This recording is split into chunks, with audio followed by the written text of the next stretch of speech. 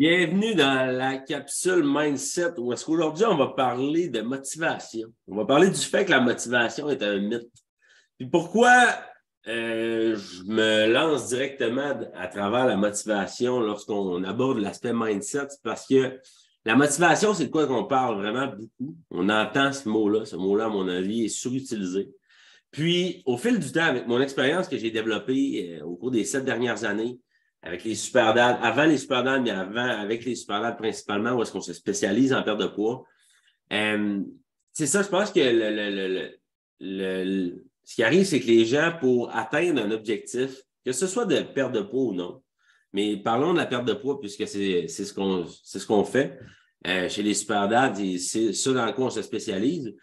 Ce qu'il faut comprendre, c'est que les gens, lorsqu'ils se lancent un objectif, disons, de perte de poids, de recomposition corporelle, que j'aime mieux peut-être utiliser comme terme, ils se fient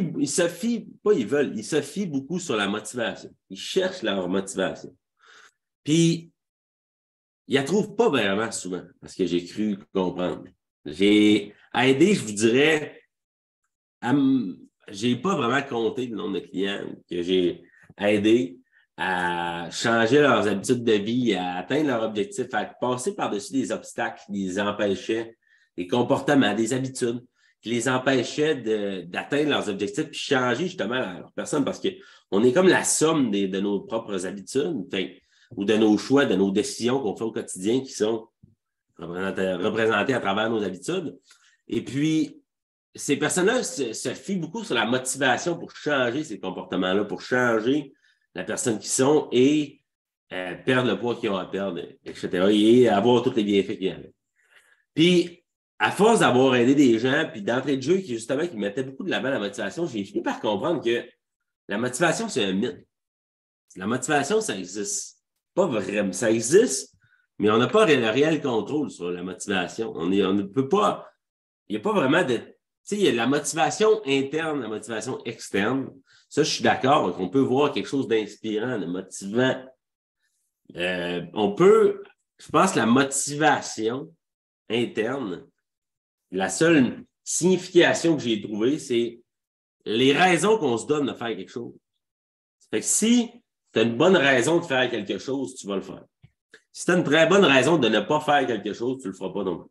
Fait que disons, pourquoi tu ne mettrais pas la main sur un rond de faux brûlant rouge directement dessus parce que tu sais, tu as une très bonne raison de ne pas le faire, tu sais que tu vas te brûler la main assez sévèrement si tu le fais.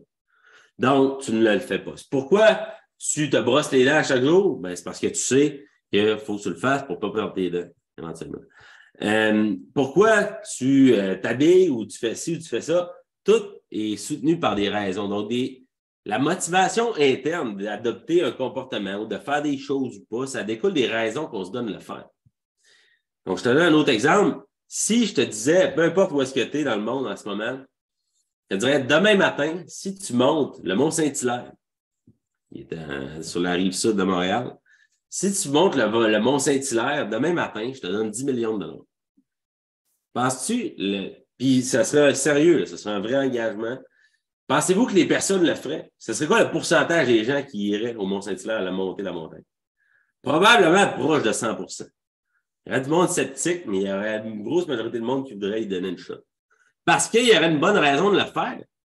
Il y aurait une très bonne raison, puis s'il irait, il y aurait là, 10 millions de dollars. Vous comprenez?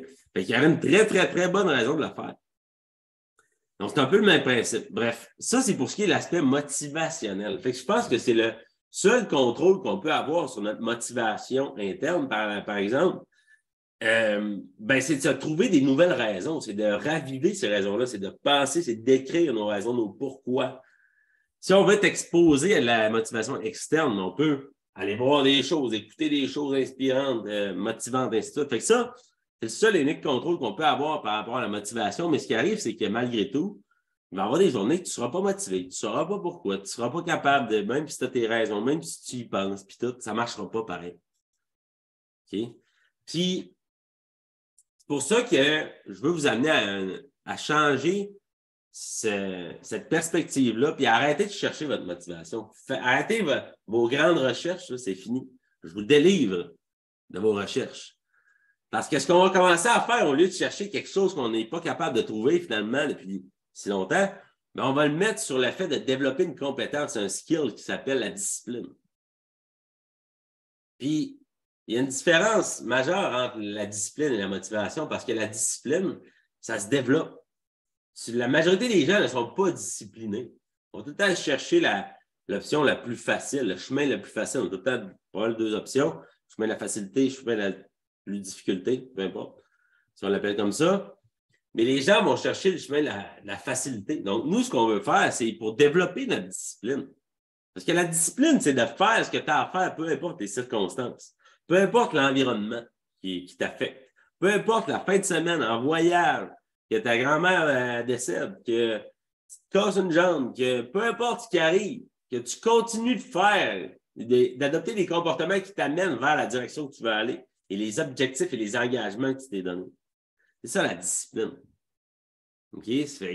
La discipline, c'est quelque chose, puis pour être capable de développer sa discipline, c'est justement de prendre des engagements, de les respecter.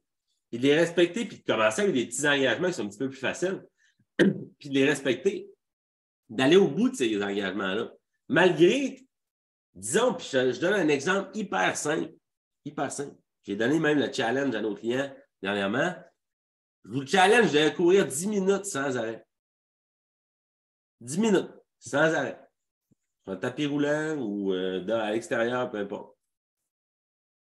10 minutes sans arrêt parce que pendant ces 10 minutes-là, c'est pratiquement sûr à 100% que pour la majorité des gens, vous allez essayer de vous convaincre de ne pas le faire en plein milieu. Nous autres, on l'appelle le petit crosseur, le petit crosseur interne. Il va venir, puis c'est comme la version 1.0 de toi, il va venir te rendre visite pour essayer de te convaincre de ne pas le courir, de ne pas le finir, ton 10 minutes. Il va te dire, pourquoi tu fais ça? Ça ne sert à rien. De quoi qu'est-ce qu'il connaît, coach Gab? Il n'y a pas rapport. C'est de la merde, c'est niaiseux. Non. T'es fatigué, t'as une grosse journée, t'es faim, t'as travaillé fort. Tu vas t'entraîner demain. Toutes les raisons sont bonnes. Tu vas voir. L'idée, c'est de peu importe ce qui arrive, puis peu importe ce petit discours-là, c'est de commencer à te battre avec ton petit crosseur pour développer justement, puis gagner un round, gagner une petite victoire, puis malgré cette petite discussion-là que tu as dû avoir, ce petit combat-là, que tu le fasses pareil, que tu te rendes au bout de ton 10 minutes de course. Ça va faire en sorte que tu vas développer ta confiance en toi, premièrement, parce que tu as pris un engagement et tu l'as respecté. Et tu vas développer ta discipline de faire des choses difficiles. Et quand tu es exposé à des choix qui sont plus faciles ou plus difficiles, choisis. Habitue-toi à choisir l'option plus difficile. Essaie de te renforcer entre tes deux oreilles pour développer ta discipline, pour être en mesure, éventuellement, de faire tout ce que tu as à faire, peu importe ce qui arrive. Oui, peu importe ce qui arriverait, je vais prendre soin de moi. Je vais m'entraîner, je vais bouger, je vais manger de manière saine, de manière générale. On n'en vient pas fou non plus, mais je prends soin de moi, peu importe ce qui arrive, parce que j'ai développé cette discipline-là, puis cette discipline-là est maintenant devenue un standard. J'ai juste rendu le strict minimum pour moi d'avoir cette discipline-là. Il y a des affaires, par contre, puis ça, je vous parle, l'entraînement, la nutrition, je suis super discipliné. Il y a d'autres affaires que j'ai encore d'autres disciplines à aller chercher, l'aspect financier. Mais il faut que je devienne plus discipliné à cet aspect-là. Et dans les différentes sphères de notre vie, si on veut avancer et se développer et s'épanouir dans les différentes sphères de notre vie, on doit arrêter de chercher la motivation, de prendre les actions qu'on devrait faire, puis commencer à développer la discipline de le faire. Peu importe c'est quoi la discipline pour toi que tu dois développer, c'est quoi les circonstances qui t'affectent, c'est quoi les problèmes, c'est quoi les obstacles, c'est quoi ta réalité, c'est quoi tes problèmes actuels qui t'empêcheraient de le faire. Parce que veux-tu savoir de quoi? Tout le monde a des problèmes. Tout le monde a des problèmes, sans exception. Fait que pense pas que tu es différent si toi aussi tu as des problèmes. Peu importe si tes problèmes sont différents des personnes que tu connais, il y a des personnes qui ont eu les mêmes problèmes que toi, même si c'est souvent les pires problèmes que vous et moi, puis qui ont surmonté ces problèmes-là, puis qui ont changé leur vie, puis qui ont accompli leurs objectifs, parce qu'ils ont développé la discipline. Puis ils ont essayé d'arrêter de chercher leur motivation. Ceux qui ils se sont donné des raisons vraiment fortes à l'intérieur d'eux autres pour réussir, comme je disais, une bonne motivation interne. Ça ne nuit pas. Je ne dis pas que la motivation, ça n'existe pas, ça nuit. C'est soit la discipline, soit la motivation. Tant mieux, quand tu vas être motivé, bien, tu vas avoir encore plus de facilité à faire la discipline que tu fais d'habitude. C'est ça l'idée, là. C'est que la motivation, elle fera ce qu'elle voudra. Nous autres, on va se concentrer sur quelque chose qu'on sait qu'on peut contrôler. C'est ça le mindset et pourquoi, à mes yeux, la motivation est un mythe et pourquoi on doit se concentrer sur développer la compétence, le skill de la discipline. Je vous laisse réfléchir à tout ça. Je vous remercie de votre écoute et on se reparle très bientôt.